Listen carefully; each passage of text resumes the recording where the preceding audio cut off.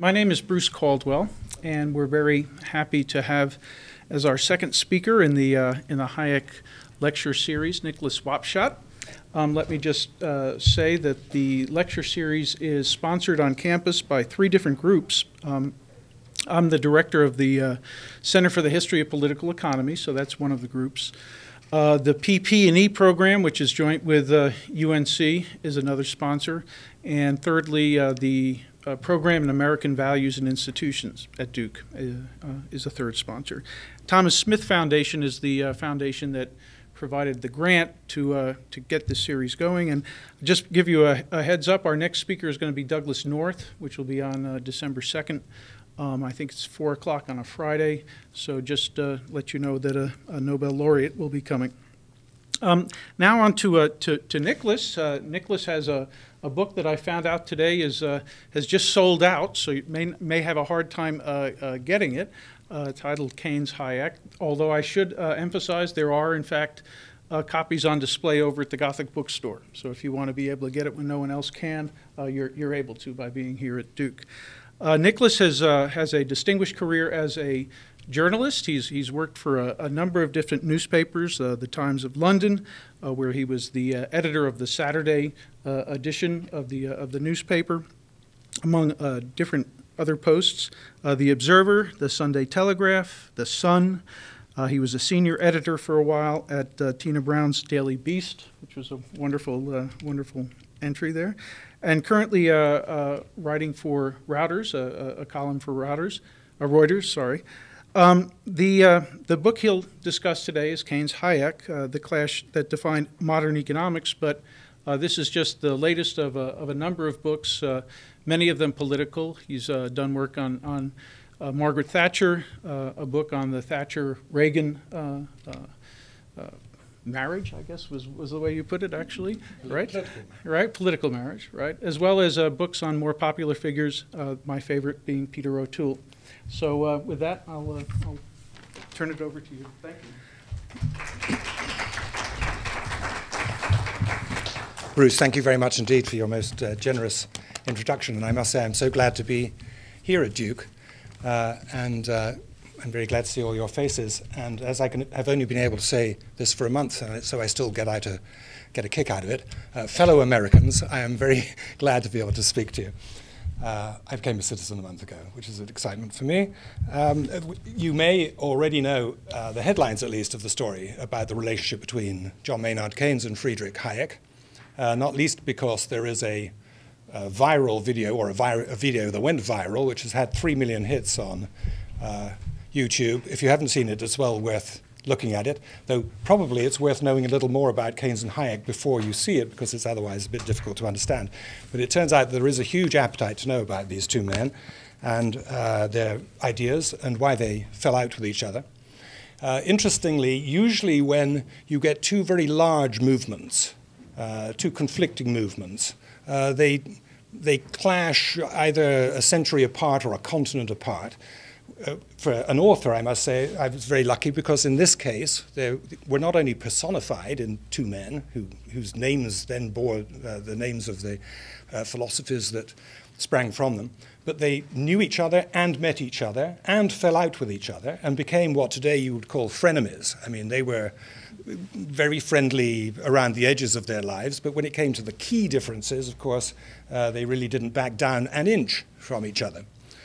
And they were very similar in many respects. Let me just paint a picture of the sorts of people they were. They're both very tall. I think Keynes had the edge over Hayek, and Keynes used this loftiness to bear down upon people. They were both very keen on argument. Indeed, the very first time that they met, they had a stinging argument with each other.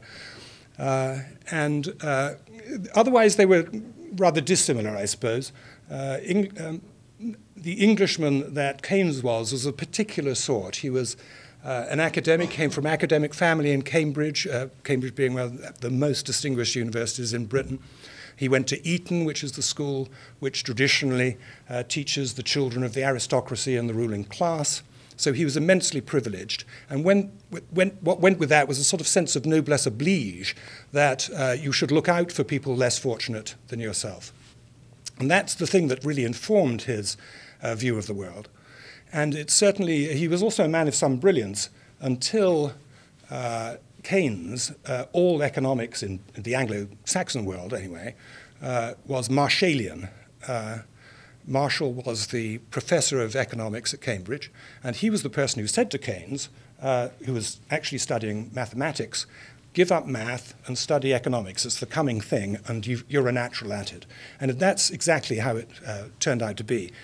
Keynes's understanding of this extraordinary discipline, by no means the miserable discipline that everybody paints it as, it's very lively, meant that he was snatched up as a young man by the Treasury, and his first task, if you can imagine this, when, for the undergraduates at least, when you finally get into the job world, your first job is for the government to ask you to negotiate the enormous debt that you're going to take on in order to wage World War I. That's what Britain did. And it was more than just that, because it turned out, and this is something which has a sort of contemporary ring to it, the American financiers were, understandably perhaps in the light of events, reluctant to lend money to the continental Europeans because they thought they'd never pay it back. And so Britain had to borrow all of the money that the French and the Italians were going to use to fight against the Germans through the City of London. And so he negotiated this very successfully. And when the war came to its end, the Treasury wouldn't let him go and said, well, now we need to discuss how to impose the reparations, the punishments, the financial punishments upon the losing countries, Germany and Austria-Hungarian Empire, which is what Keynes did. And he went off to the Versailles, where the Treaty of Paris was to be signed, the Treaty of Versailles, indeed, which brought about and worked out the details of the end of the war. It was as a result of this that Hayek came to know about Keynes, because Keynes was very distressed by what he saw. He wasn't a silent civil servant. He was someone who looked at the way that the victorious Allies wanted to punish Germany and Austria-Hungary, particularly France, by reducing effectively a modern industrial nation to penury. And Keynes said, this is all very well. I can see why you're doing this. You have vengeful populations that you need to appease. But the result of this you should be very careful about. Because if you reduce Germany to penury, you will be inviting, first of all, it will cause enormous misery for millions, but also it will be inviting extreme politics. And it could go either way. It could go to the right or the left. It doesn't really matter. The fact is that the Germans and the Austrians will live in a totalitarian system, probably, which probably will also lead to a Second World War. It turned out that he was true, but it took 20 years. Hayek, an Austrian who fought in the war and had a near miss, he was nearly killed at least 3 times, came back to his home in Vienna to discover that this once great capital of an enormous empire was now a head without a torso. Hungary had split off and gone socialist. All of the colonies had separately peeled off and become independent. One of the weird things about the Treaty of Versailles was that even if you were part of the Austro-Hungarian Empire, if you declared your independence from the original empire, you were not punished. So Austria and Germany alone were the people who, in the treaty, were punished heavily. And Keynes was profoundly upset about the prospect of this, because none of the Allied leaders, including Woodrow Wilson, were very much interested in his perhaps soft-hearted approach to the defeated nations. And he literally had a breakdown, a mental breakdown. He couldn't face being party to what he thought would be a disaster. And so he resigned from the Treasury, and he went home and wrote what became an instantly famous book, and propelled him onto the world stage as perhaps the best-known economist in the world. And that was The Economic Consequences of the Peace, where he spelled out absolutely his logic for how it would come about, if you were to punish Germany in the way suggested, that you would end up with World War II. For Hayek and his friends, Keynes was amazingly prescient and was a form of hero. At this time, Hayek was what he would call social democrat. He actually said that he would, in those days, be a Fabian socialist, which is the sort of English gradualist socialist. Leaving that aside, so he knew about Keynes, and so did all of the people that were in his group. He was by this time studying economics. But he fell under the spell of one of the greatest thinkers, actually, of the free market, Ludwig von Mises, and who mentored him very closely, indeed even encouraged him to get married and so on. He was that close. And Mises warned him to beware of Keynes's notions because they could be very dangerous, and in any case they were probably wrong. And Mises had written a book called Socialism, which really opened Hayek's eyes to what would happen if the state took over all of the ingredient parts of an operating economy, and how this would undermine individual liberty. Hayek took that to heart. But Hayek was also a very young, ambitious fellow, and he worked out a sort of life plan for himself in which he would visit London first, get a job there, and gradually work up. Again, rather ironically, in the light of what he was later to say, he thought that he would end up as the sort of Ben Bernanke of Austria, looking after the currency and the Federal Reserve. And so he was very happy when, after his meeting in 1928, where he went to see Keynes, he was invited by the London School of Economics, by the young professor there, Lionel Robbins, to address them. Robbins had a rather interesting notion, actually. As you might suggest, the London School of Economics thought it was probably the most important place to study economics in Britain, except that in King's College, Cambridge, there was Keynes and there was Marshall. So there were two rival camps. Robbins was unusual in many respects, not least because, as an Englishman, he spoke and wrote German, which meant that he realized that there was an alternative to Marshallian economics, and it was so-called Austrian economics. And it was more market-based and had a very different tradition. And he was, as Keynes was getting all of the attention, he thought that, well, there's a lot to be said in terms of establishing Robbins's personal reputation, but also the reputation of the school, if he set the LSE up to be the counter-Keynesian institution. And so he was particularly looking for a Viennese Austrian school economist, and Hayek had all of the qualifications which suggested that he might be absolutely the right person. He was young, ambitious, he was determined to make a name for himself on the world stage. He spoke English after a fashion. He'd spent a year in America where he'd picked up the rudiments of English. He had a very heavy accent, even he lived into his 90s, and he still had a very heavy accent right up until the end, and actually turned out to be rather difficult to understand quite often. But he took the invitation and set off to London. But the first thing that he did, and this is typical of Hayek, who was so confident of himself that he was quite prepared always throughout his life to say things which were quite liable to run totally counter to the prevailing orthodoxy.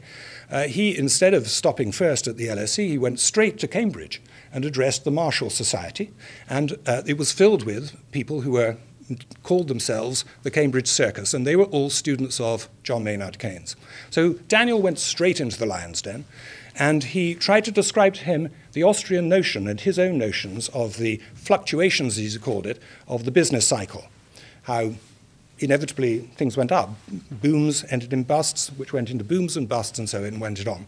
And he explained something which had not been articulated probably as crisply as it might have been, why Keynes was wrong when he suggested that the best way of getting people back to work, Britain in the 20s suffered from prolonged, long-standing unemployment of millions of people, which was to do actually probably with the fixing of the pound sterling at the wrong rate in the post-war period.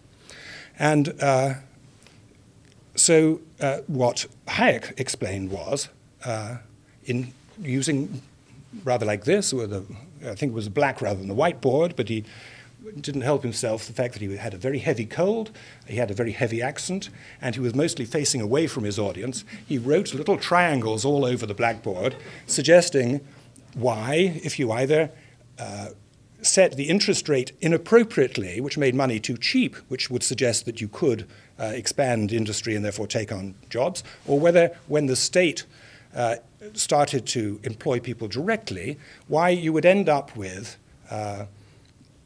businesses, industries down the line, which as soon as that money was returned to its natural rate, would go bust. So he would say, in the short run, maybe you will make some jobs, but actually in the medium to long term, I'm afraid you'll probably have at least as many unemployed as before. Well, of course, as you can imagine, the Keynesians who had got themselves into a state of mind to imagine that actually governments could fix a broken economy and they could put people back to work were absolutely aghast. And they sat there with mouths agape. And usually, when at the end of a session like that, the speaker asked whether there was any questions, they would all gabble, gabble, gabble and ask embarrassing questions. But it's nothing they liked better than a bit of a fight. In this case, any questions? Silence. They couldn't understand what they just heard. And one of the fellows, sarcastically, as you know, the English use sarcasm in the way that, I won't make any direct comparisons, but anyway, they use sarcasm all the time in a really pernicious way. A fellow said, let me get this straight.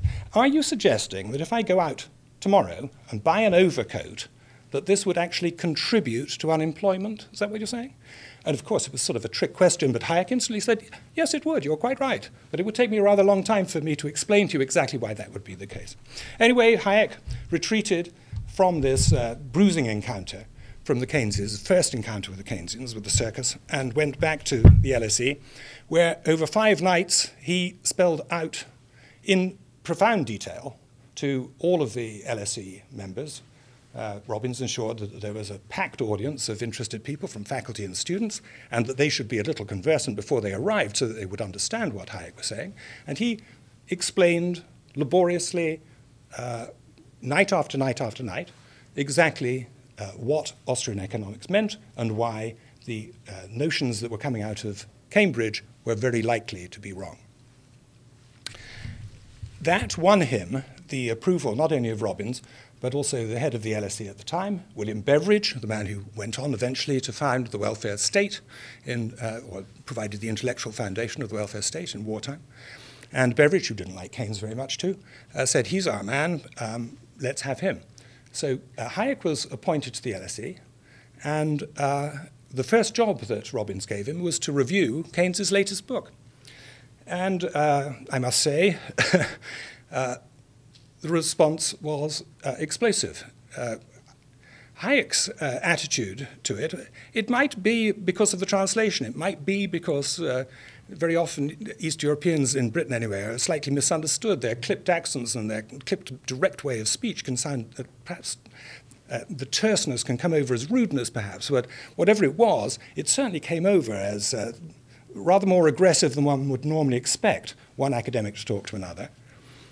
Keynes, having read it in Economica, the learned journal, might well then have said, oh, well, you know, there you are, there's just another guy who disagrees with me. But Keynes was incapable of walking away from a fight, you know. I mean, if he saw something, a scuffle going on, he ran towards the sound of gunfire, always, Keynes.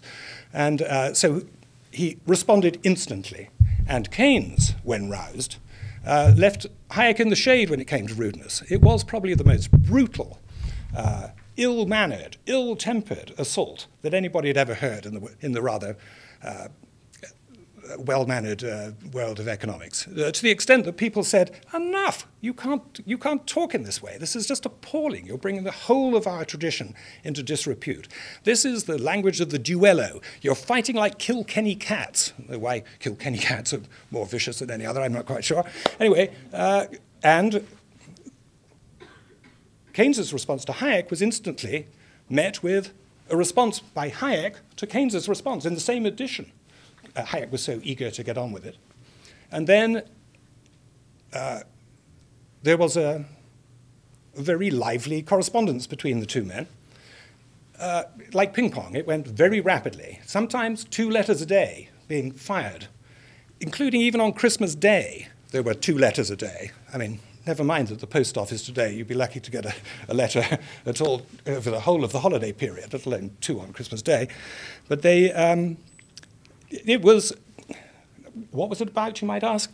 And actually, that's what a lot of people asked. What the hell are they arguing about? It is very dry stuff. I have tried in my book to make it as understandable as possible. I know that Bruce Caldwell, who is the world expert on Hayek, has also been much more successful, actually, in explaining exactly what it's about. But quite honestly, it's very difficult to understand what it's about. And a lot of professional economists, not only at the time, but since, have always found it very difficult to find out. In a way, it was no more than, it wasn't quite shadow boxing, but they were two stags who locked horns, and they really never let go. They didn't get past first base, really. They were still arguing about, when you say savings, does that really mean investment? Now, what do you really mean by that? I mean, they couldn't even get past the terms. It was like playing a game of snakes and ladders and no one throwing a six. They didn't quite move on from the very first thing, but it was quite evident that they were already on, even though, looking back on it, the difference was pretty slender, because Keynes had not yet started out on his great run towards the general theory. So when Keynes finally said, enough, I can't take any more of this, I'm exhausted. Anyway, I've got other things to do, like I've got to write the general theory. He handed the job over to a man called Piero Strafford. Now, Piero Strafford was an Italian, and he was, let's talk about the method of the duello. I mean, he was genuinely a stiletto-carrying fighter. And his assault upon Hayek's latest book, Prices and Production, which is exactly from which the 5 lectures of the LSE came from, was about as brutal and vituperative as you can come across. We're very lucky in a way, because to look at this extraordinary battle today really brings our subject alive and makes us interested in it. After Strafford had finished with him, Hayek was... well, he was exhausted, but at the same time, he was resolute. I mean, it didn't move him an inch. One of the great things about Hayek, he was unbudgeable. He once said later in life that it would be much easier to have fallen in with Keynes and to become a sort of semi-socialist. I mean, his life would have been much more comfortable, and people would have greeted him in much more friendly manner, but he just wasn't prepared to do that. The fact was that he didn't believe in it, and that was that. So Keynes, along with the circus members, worked on what was to become the general theory. Keynes had come to the conclusion, having spent about 10 years trying to persuade successive governments, including Labour governments, that the best thing to do was for the state to intervene in order to take up the demand at the bottom of the business cycle. Borrow money if necessary. You can always pay it back at the top of the cycle. If you borrow money, put people back to work, then you can actually level off the tops and bottoms of the business cycle and reduce the amount of misery. Keynes was always worried about human misery and unemployment and what that meant for families and societies and so on. That was always his preeminent anxiety. Hayek was in a different position. Hayek, from his experience in Vienna, and particularly his parents' experience in Vienna, perfectly decent, good people, patriotic people who had invested in government bonds and so on, and then found themselves at the end of the war with no money at all. Inflation had totally stripped them of their savings. Hayek himself, who worked for a government department after the war, also found that each month the government just added a nought or two, depending, because the inflation was so poor.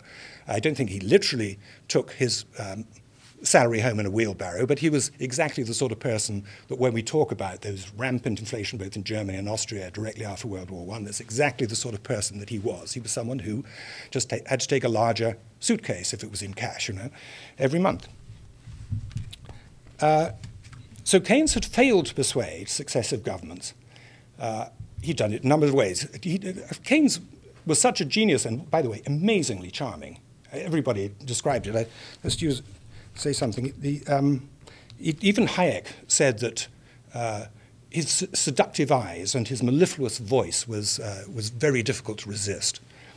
But notwithstanding that, the fact that Ramsay MacDonald, who was the Prime Minister twice, 24 and 29, he would regularly have lunch with at the Athenaeum. He was very friendly with, this being Britain, most of the senior civil servants, most of the cabinet members were people he'd either been to school with or knew very well from university. And yet they resisted his prescription, which was to follow a Keynesian path. And so he decided that the best way of getting his own way, to have Keynesianism taken up by a government, was to go the long route, which was to, first of all, provide a magnum opus where, to the best of his ability, he would prove that what he was saying made sense and that by presenting it to the academic world, that the academics would be so convinced that they would then persuade en masse the political class to make changes. In 1936, the great work appeared, the general theory. Keynes was, it should be said right now probably, although he's often described in this country anyway as a form of socialist, he was never a socialist, he was never a member of the Labour Party, indeed, he was always a liberal. But he was also amazingly good at playing the market. He really understood the market back to front. He was a man after my own heart, at least in as much as he liked to stay in bed until noon. But he put it to great use by using the telephone from his bed, ordering up his brokers to buy and sell currency and buy and sell stocks. By 1929, he had amassed a vast fortune.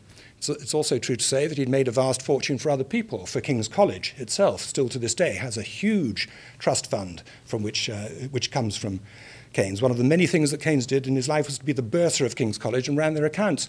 He also, he was a member of the Bloomsbury Group. He took their small amount of inheritance and invested that and provided an insulation from the real world, which allowed them to paint and to write. I mean, in a way, there would be no To the Lighthouse by Virginia Woolf had it not been for Keynes's genius at understanding the market. In 1929, when you're looking skeptical. In 1929, when the crash took place and Keynes lost a lot of his money, within 2 years he'd not only made all the fortune back, but more. He was an extraordinary creature, and what he really understood particularly was marketing. And this is for all authors rather interesting, although his books were published by Macmillan, they were actually really only printed by Macmillan, and he published them, and he used the Macmillan family, who of course he was close to as friends. He was friends with everybody. He ensured that the print run was correct, and there was an enormous amount of appetite, expectation for the book by the time it came out. And this was true not only in Britain when it came out in 1936, but also in America, where, particularly in Harvard, the boxes of books were pounced upon as if they were, you know, iPad 2 or something. They were the latest thing. People couldn't get enough of it. And even then, though, the general theory really didn't do the trick. Keynes spent, although he thought that he'd managed to provide the ultimate proof that it would work, he said, with a heavy heart, a number of times, that he thought that politicians would only borrow enough money and spend enough money to prove that Keynesianism worked in miserable, unfortunate circumstances such as another world war. Well, another world war was coming along any minute. It came along in 1939 in Europe, came along in 1941 here, a bit later. But whether Keynesianism did or didn't work, and actually it's a very interesting, and we haven't got time for it today, it's a very interesting debate about exactly whether World War II proved Keynes's general theory or not. The fact was that everybody was employed. A lot of private industries were turned over to state industries. Car companies were turned into tanks factories. In a way, you even had more than, it wasn't full employment, it was sort of full employment plus, because so many men were put into the armed services that women who weren't working before were put into the workforce, and so you ended up, by the end of the war, with a very fully employed population on both sides of the Atlantic. Whether that proved Keynesianism or not, in a way, doesn't matter, because the claim was that Keynesianism had worked, and the politicians who were, by that time, very used to running a command economy, a war economy, where they decided key spending decisions and having a very large budget, were rather reluctant to let go of the levers of power.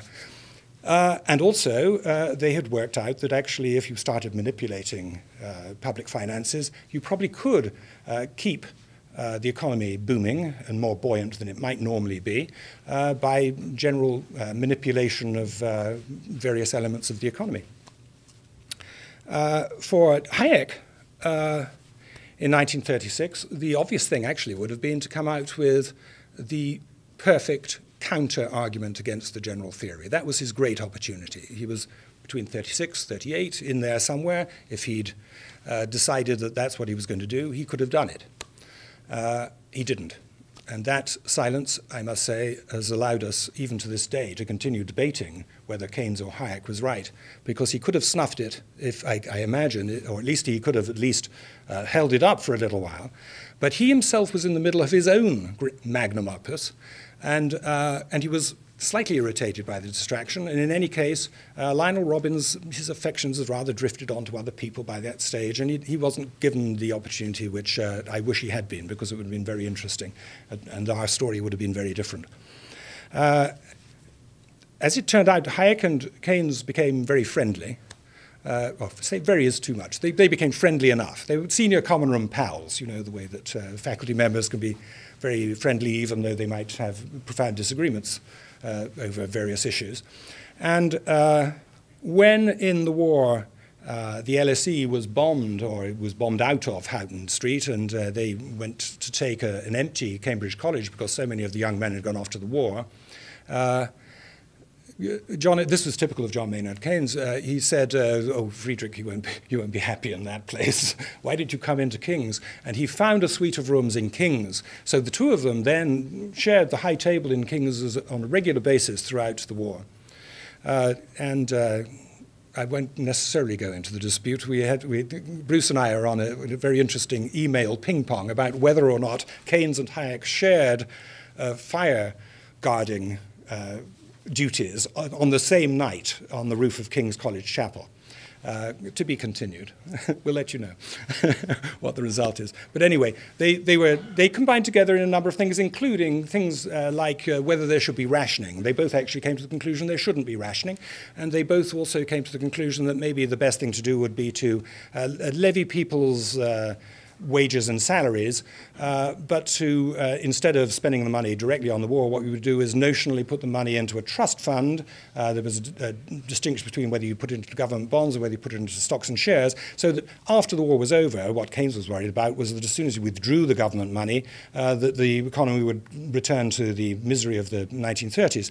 Anyway, in their wisdom, the coalition government of Winston Churchill and the Labour Party decided not to follow that option. Instead, they imposed rationing, which was a different way of approaching it. Now, in 1946, in the run-up to 1946, among many of the other things that Keynes did, Keynes, by the way, negotiated a new lot of debt so that Britain could fight the war on its own. For the 2 years before Roosevelt brought America in on the British side against Nazism and fascism. And he did a number of other things too in order to, with the compliance of the American and the victorious allies, about trying to provide a world order which was a little more regulated and a little more rational, perhaps, than the rampant free market which he thought had undermined various things and led to the sorts of problems of the 1930s. So among the many things that he invented was the World Bank, the International Monetary Fund, and the currency regulating body named after the hotel in which it was all worked out in Bretton Woods. So after these extraordinary achievements came about, in 1946, Keynes, never a very well man, upped and died. And that might have been the end of the story, I suppose. Hayek rather forlornly said to his wife 2 weeks ago, you know, I was one of the two most famous economists in the world, and then Keynes died, and now, thanks to a book that I've written, I'm now considered a sort of pariah. And the book that he wrote was the one actually commonly he's now much the best known for, which was The Road to Serfdom. And now The Road to Serfdom, although it's not really a book about economics at all, it opened an important second front against the notion of Keynesianism. Because what he argued in brief was that the larger the size of the state sector in any economy, the more individuals' ability to make their own decisions about how money was spent would be ignored, and the power would pass to government planners and government officials and take it out of the hands of individuals. And that could tend towards, he was never very specific about exactly the causal link between the two. It has been hardened up by many of his followers since, but he suggested that the larger the state in general, the more there was a tendency towards a form of authoritarianism or totalitarianism. As we know from today's debate about, we are after all in a world where in a year's time we will have what is effectively a Keynes Hayek election. On one side we have a president who is saying pass this jobs bill now. The jobs bill, of course, if you've looked at it, is really a stimulus, $500 million stimulus by any other name. and whoever the GOP finally ends up with will, I imagine, have to provide a sort of counter-argument to that and say that the first stimulus didn't work and the second stimulus won't work either. And they will be saying that what we ought to do is to pay off the debt, shrink the state, and get back to the sort of future that Hayek had in mind. In brief, in the post-war period, governments found that spending a lot of taxpayers' money was not only enormous fun, they enjoy it. That's what politicians like to do, spend our money. But also, they found they could manipulate the economy, maybe not permanently, but they could manipulate it enough so that when it was time for their re-election, they could engineer a mini boom. And there are very few politicians in the post-war period, either in America or in Britain, who could resist the temptation that when they were coming up and their poll figures weren't looking so good, pressing their foot down on the gas to pump more money into the economy and therefore get themselves re-elected. So notwithstanding the fact that the business cycle and the electoral cycle were out of kilter with each other, out of sync, successive presidents and prime ministers did use Keynesian methods in order to ensure that there was a buoyant economy, which lasted more or less for 30 years. Hayek's response to this, and it was very soon after Keynes died, when it seemed that the world had suddenly turned Keynesian, was not to shrug his shoulders and give up and say, well, that's all very well, I'm just going to, write my memoirs and say I was right all along. He decided that he was going to challenge Keynesianism. He wasn't going to give up. And so he brought together a group of conservatives and libertarians it was a summit, literally a summit, on the top of Mont Pelerin, or Pelerin, if you want to be French about it, in Switzerland. And this interesting, disparate group of conservative and libertarian thinkers, most importantly, they were not Keynesian thinkers, met and decided what they might do about it. Hayek addressed them. First of all, Hayek invited them. He invited a lot of Americans from the group from Chicago, include Milton Friedman.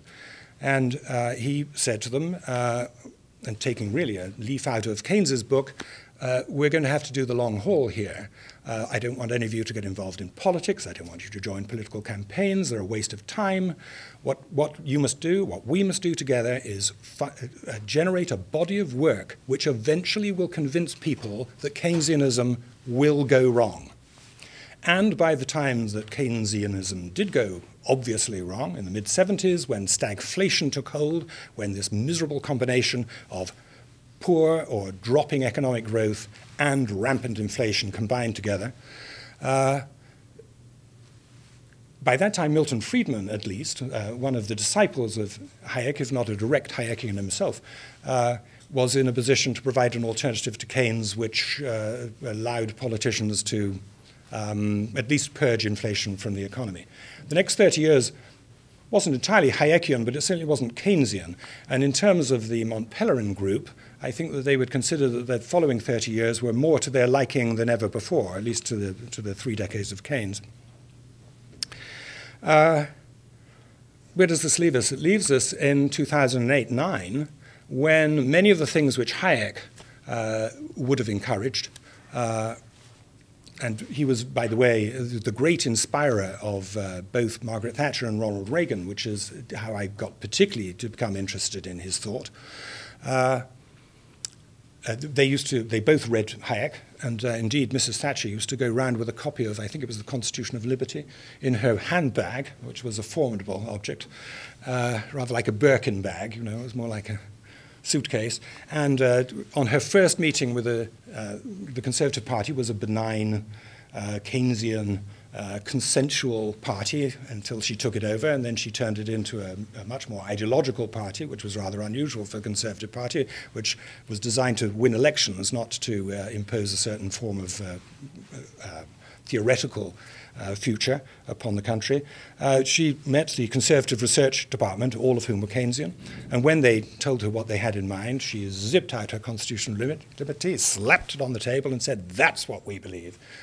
Hayek was certainly an inspiration for both of those two leaders, although it's true also to say that Hayek was rather disappointed with both of them.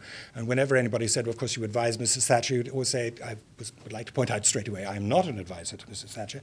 He thought that they really didn't go nearly far enough. They might well have actually turned around the sort of level of state intervention, particularly Thatcher with her privatization of all of those industries. I mean, it seems absurd today to imagine that in Britain, by the time Mrs. Thatcher became Prime Minister in 1979, buses were nationalized, railways nationalized, steel was nationalized, coal was nationalized.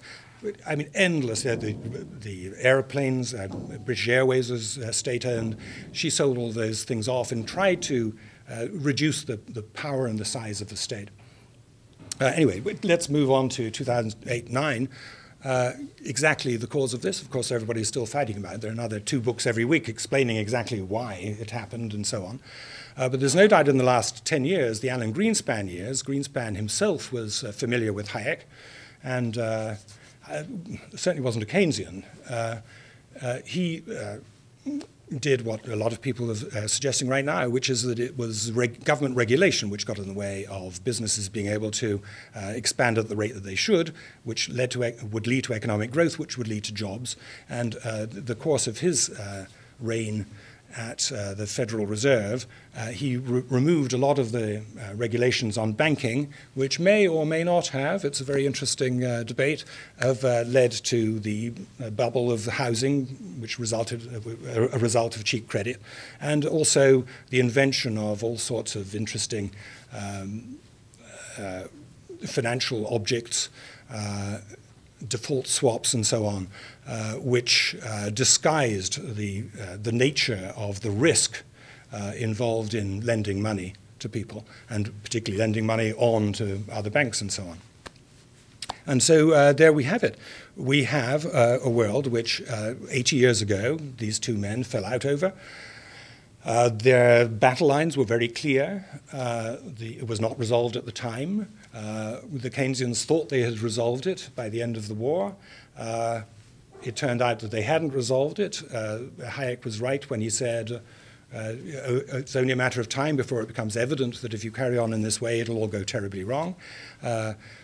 If not the Hayekians, at least those sympathetic to Hayek then had 30 years when they tried various things in order to change the economy in their direction. In 2008-9, everything went terribly wrong. And here we are back at the beginning discussing exactly the profound division between left and right, between intervening and non-intervening, that they started off with in 1931.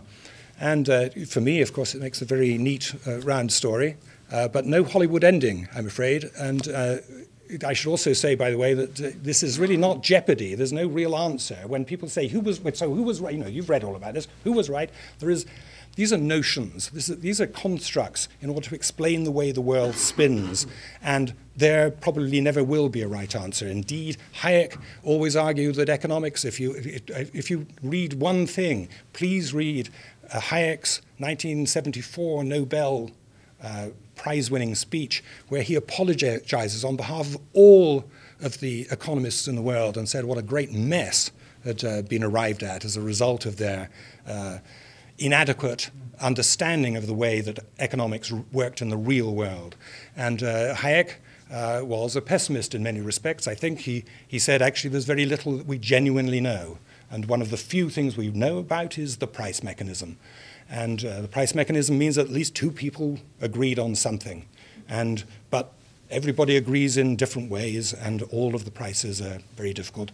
And to try to fix prices would be about as silly as trying to operate the speed of a car by holding onto the needle on a speedometer. You know, don't even bother to try, because it's a symptom of what's going on. It is not the cause of what's going on. And there we are. That's my story, and that's the Keynes Hayek story. I'm sure that Bruce would have a different version of it, but that's the way I understand it. And I must say it's fascinating, and it's surprising for an author like me. It's a rollicking good story with wonderful characters involved. Not just Keynes Hayek, but everybody else they came across too were extraordinarily colourful people who happily said wonderfully quotable and amusing things. And so I'm not suggesting my book's a beach read, but you know, if you're interested in economics, it's probably a more enjoyable way of getting to grips with some of the fundaments which are still being disputed to this day than reading, let's say, Samuelson. So there we are. Thank you very much indeed. I'm most grateful. Now, I wonder whether, I'm sure there will be questions. Sir, several. Where do you start? I'm trying to come from a point of purity, and you said it, you're going to have a tug of war going on, there'll be no answer. The way I view it is, the purity is, if you can envision there are 100,000 different types of things you can do for livelihood, and you allow the money to flow so those people can do what they do, rather than the contrast against government directing the money to go to certain things, logically says all of those people doing what they want to do will generate more. Even the point of when they put stimulus money into the economy, what they did, they borrowed money and targeted preferential enterprises. Rather, they could have borrowed the money to pay government's bills and lowered the corporate rate so the businesses could generate more jobs in the private sector. And I'm a simple guy, and I'm saying, how come at the highest levels they don't seem to get it? It may be that it's not quite as simple as that, you know. Economics is immensely complicated. And one of the great gifts of Keynes, actually, was to not look at the bits and pieces as understood from businesses, which is in a way what you're suggesting, but to look at the economics from above. There was no such thing as macroeconomics until Keynes did that and looked at the constituents and parts and how they operated and how if you change one it would affect something else, which led on to another discipline which both he and Hayek both disapproved of, but they really couldn't live without in the end, econometrics, which is where you measure everything in the economy endlessly. And then there's something which is even beyond that, which is modeling, which is even more contentious, not least because all of the principal models, not least the federal government models, always miss out key elements of the economy. So it really never makes very much sense. No, what you're saying is right. I think that, though, to go right back to the beginning of the argument between Keynes and Hayek, the reason they fell out, or one of the reasons they fell out, was that always the assumption was that if they followed what you were suggesting, and that private enterprise did whatever it needed to do, and the government stepped out of the way, that you would end up with, in the long run, an equilibrium which would arrive at full employment. The problem with what you're saying is, Keynes pointed out, that you never quite reach that equilibrium.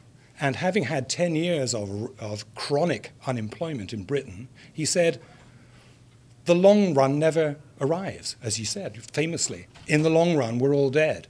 Now, it might be that you could step out of the way and do all of the things you're suggesting and allow business to do whatever it needed to do and that everything would be profitable. But you might end up with an equilibrium which just means that there are 10% of people in general unemployed. And even that figure, of course, doesn't highlight the danger of having such a large number of people permanently unemployed, because that 10% aggregate figure often means that in some communities it's 15 to 25% unemployed. Among American communities, that's the case now. The number of African Americans unemployed and Hispanics unemployed is far greater. The number of young people unemployed is far greater.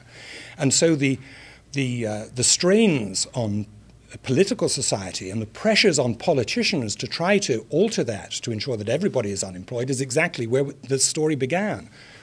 Could the problem of the 10-20% unemployment be due to the policy of not letting the money flow through, to targeting certain things, to saying we're not going to develop certain industries and we're going to target others?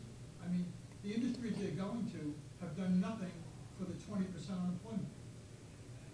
They've helped certain industries, but the hard trench unemployed have not gained the benefit, unless it's public sector work. Well, there are two things here. I mean, this is a debate that would last several weeks. And that's just if only the two of us argued. And also, I'm holding a position which I don't entirely stick to, if you see what I mean. I may be arguing a Keynesian notion here, which I don't entirely subscribe to. But until Keynes, the world did exactly what you were suggesting. And that is, there was no government intervention on a large scale. And so you would expect, therefore, that the world before the general theory would have solved unemployment, when in fact the general theory was written because leaving the market to fix itself had left an enormous amount of unemployed, in this country in particular. And the risks to democracy, the risks to an ordered society, the risks to families and individuals and their welfare of having that amount of people with nothing to do is what sparked Keynes's quest to try to find a way around it. But he didn't say, by the way, Keynes never said, I mean, Keynes is much misinterpreted, as you know.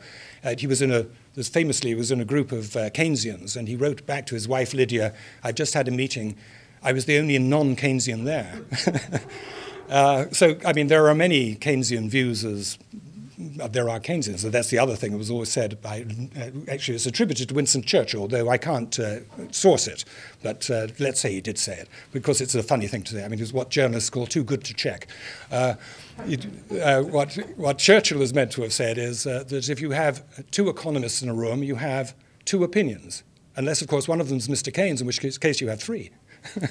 So Keynes was constantly shifting, and his riposte always was, of course, which was another great witticism, was, but it holds a profound truth, when circumstances change, I change my mind. What do you do, sir? And the fact is that if you were your grandfather in 1930 and you'd seen the world, what would he say to you when you said to him, we don't need to do anything because after all the market will fix itself, when you have bread lines round the block and you have whole states being depopulated as people head off like the Okies to the coasts looking for work.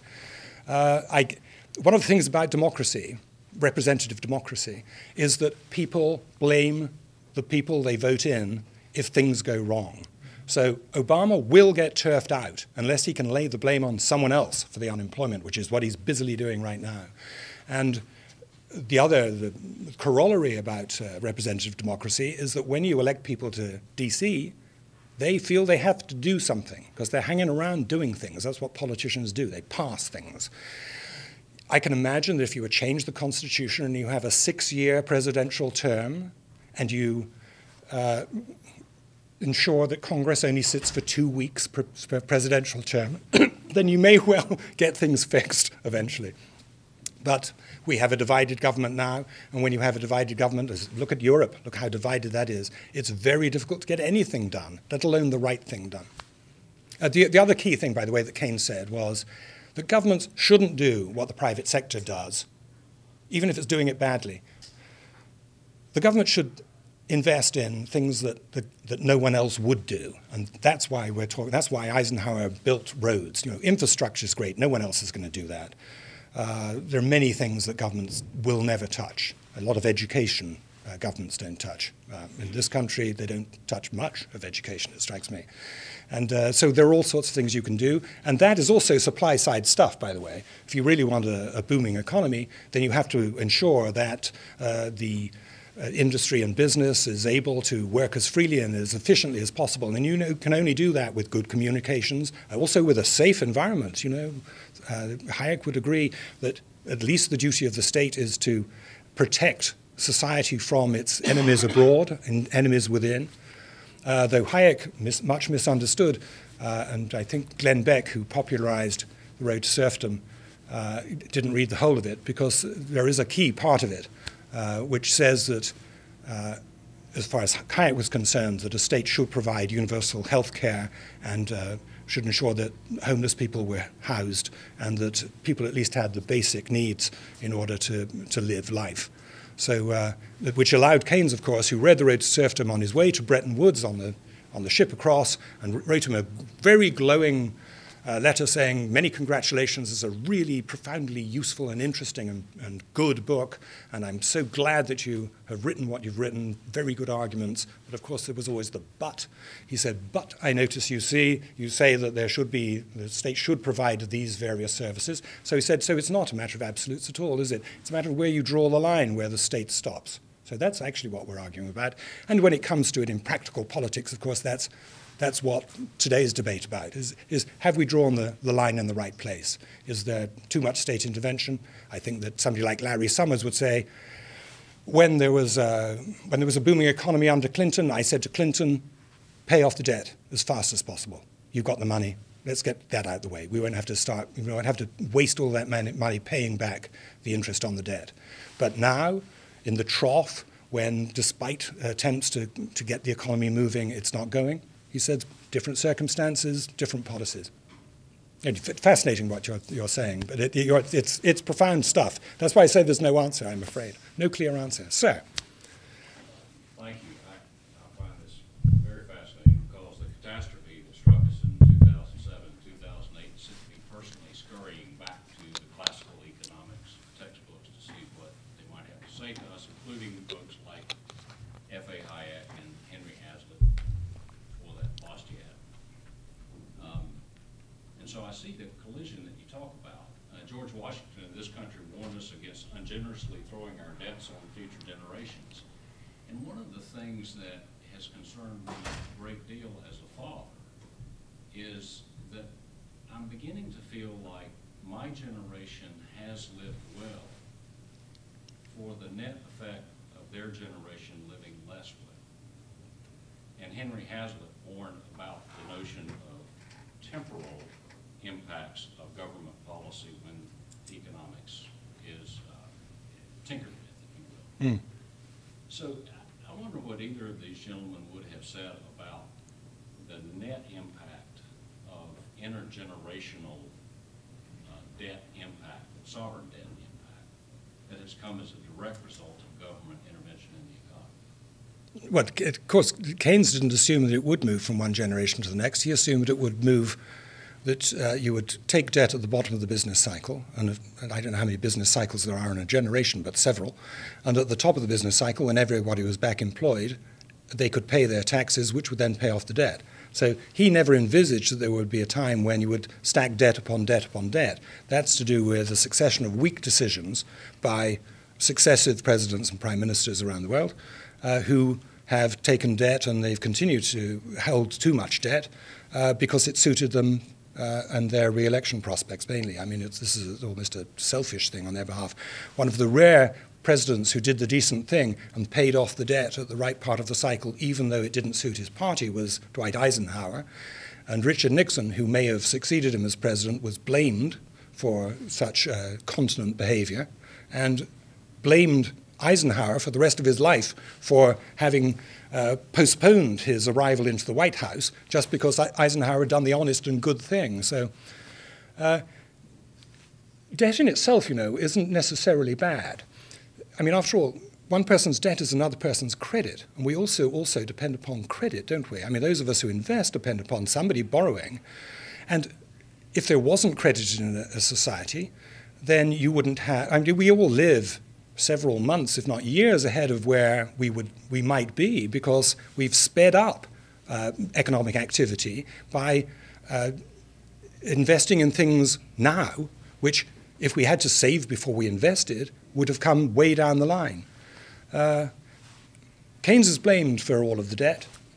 Keynesianism may be responsible for a lot of the debt.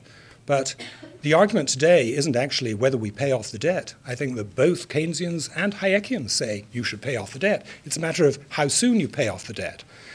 And really, in a way, that's what the election is going to be about. It's about how soon do you start tackling this problem. In Britain, they have decided to pay off the debt quickly.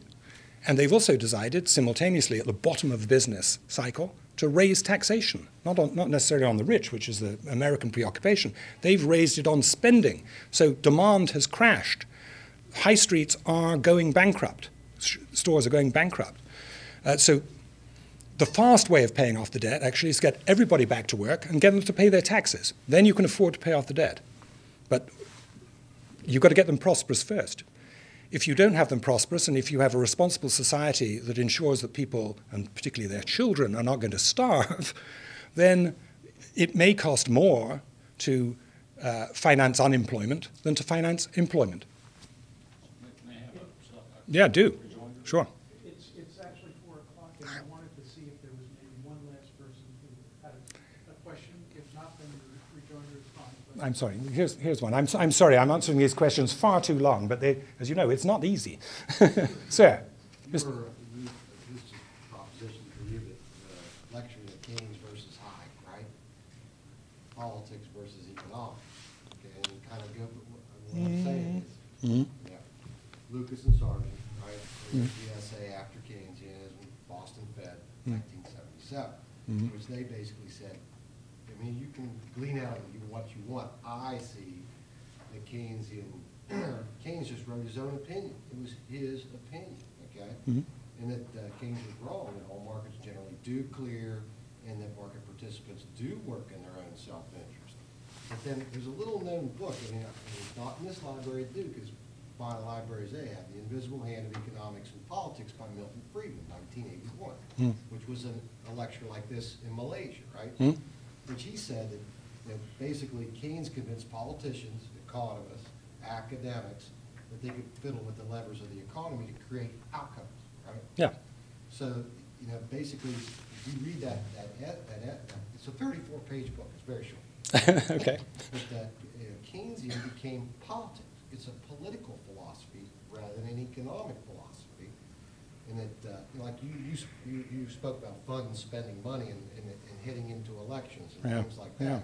And Friedman also alluded to, that Keynesianism set the stage for like public choice. Buchanan for rent seeking and things like that. I mean, I'm just throwing that out to you as something that I've kind of put the puzzle pieces together. Absolutely. Well, first of all, in terms of markets clearing, as I was suggesting to this gentleman over here, it was because markets hadn't cleared for so long, and during the 20s and 30s there was so much unemployment that Keynes even thought there was a problem to solve. If the market had cleared, he would be out of a job. So it wouldn't matter what he thought. The fact was, he provided an explanation and a solution, apparent solution, for a chronic political problem. And he did it through economics. I'm not quite sure, by the way, that I would agree with you that politics and economics are separate. They're about like this. I've never understood politics without understanding economics, and I'm not sure that I understand economics. But politics is economics, in a way. It's if you really want to work out the difference between left and right, the clearest way of looking at it in the history of, certainly of the 20th and 21st century, is to see the attitude of politicians towards the free market. And there are extremes that purge the market, like the Soviet Union, total catastrophe, vile regime. And there are people who then have sold themselves out entirely to the corporate world, which can also inhibit liberty. And in other ways, as George Orwell pointed out, there are other ways that private industry, which might appear to be free and liberal, is not. If I can, I will certainly read what you're saying. If you will in return read what I suggest to you, and that is there's an essay, there's only one of them, essay by your friend Milton Friedman on John Maynard Keynes, and it was done for a Hungarian bank. Do you know this? It's footnoted in my book. Go into the bookshop and just look in the footnotes. Don't buy it if you don't have to. It was published in Hungarian. I dug it out. I had it turned into English, made sure that it was okay. And it's fascinating about why Friedman believed that actually Keynesianism could work in a society like Britain, which had a civic society and a sense of noblesse oblige and an honest civil service, but in America, where the whole of politics had been monetized and lobbyists and so on were rampant, and the whole political system was not purely democratic, it was also based upon financial interests and what they wanted governments to do, why, therefore, he believed Keynesianism could never work in America. And I tell you, it's very short. It's not even 34 pages. It's more like sort of 14. And it's hugely interesting if you really want to argue the toss, either with a Friedmanite or a Keynesian, because as long as you understand one or the other argument, you can go into bat. But it's a fascinating subject. But I'm afraid it'll outlive us. We're not going to see the end of this. We'll never know quite what happened in this story, I'm afraid. And I'm not sure that our children's children will either. thank you very much. Thank you.